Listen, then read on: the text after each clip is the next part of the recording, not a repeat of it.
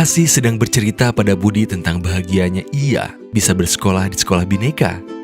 Karena di sekolah sebelumnya, Asih pernah dijauhi karena identitasnya yang berbeda.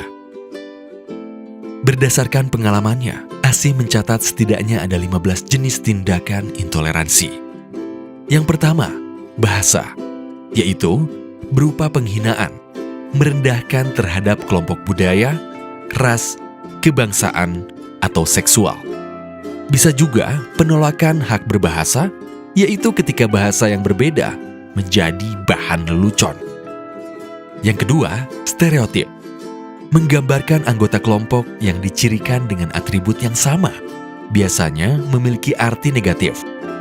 Misalnya, ibu dan bapak guru punya teman yang pelit. Karena teman tersebut dari suku A, maka ibu dan bapak menganggap bahwa semua orang dengan latar belakang suku A punya sifat pelit. Yang ketiga, menggoda. Mencari perhatian berdasarkan pada pola, sifat, dan karakteristik perilaku manusia tertentu untuk tujuan mengejek atau menghina. Yang keempat, prasangka. Menilai dan menghakimi sesuatu sebelum jelas kebenarannya. Misalnya, ada teman Asih yang tidak mau dekat dengannya karena punya prasangka bahwa orang yang berbeda agama itu jahat. Setelah kenal dengan Asih, temannya jadi baik karena prasangka tersebut tidak sesuai dengan kenyataan. Yang kelima, pengkambing hitaman. Menuduh dan menyalahkan terjadinya peristiwa traumatis atau masalah sosial pada kelompok tertentu. Yang keenam, diskriminasi. Pengecualian dari manfaat dan kegiatan sosial atas dasar prasangka. Karena Asih paling beda, Asih pernah tidak diajak datang ke suatu acara. Yang ketujuh, pengasingan. Berperilaku seolah-olah orang lain tidak ada. Penolakan untuk berbicara atau mengakui orang lain atau budaya mereka. Yang kedelapan, pelecehan. Perilaku mengintimidasi dan merendahkan orang lain. Seringkali dimaksudkan sebagai sarana untuk memaksa mereka keluar dari komunitas, organisasi, atau kelompok. Yang kesembilan, penodaan atau penghapusan. Sebagai contoh, bentuk-bentuk perusakan simbol atau struktur agama atau budaya yang dimaksudkan untuk merendahkan dan menertawakan kepercayaan dan identitas orang-orang yang memaknai struktur dan simbol tersebut. Yang kesepuluh, perundungan.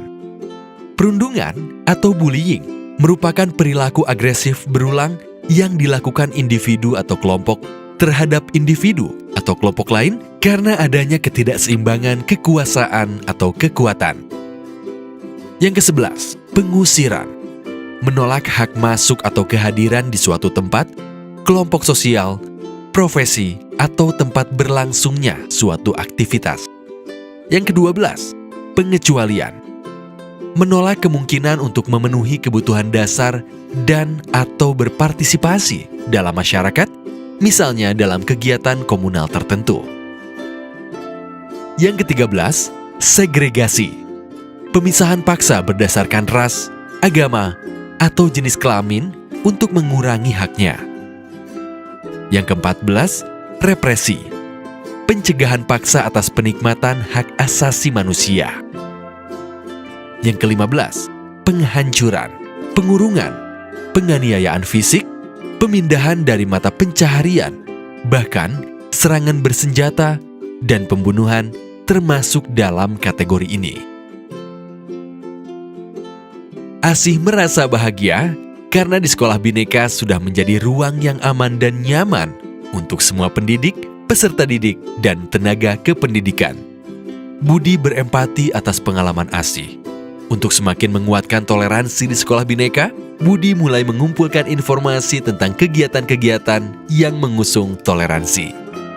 Ada festival di Bandung dan Makassar, ada pelatihan happy tanpa bully, dan play day atau hari bermain, yaitu kegiatan sehari memainkan permainan tradisional, dialog antar iman, perlombaan dengan mengusung kebinekaan, hingga kolaborasi antar perbedaan.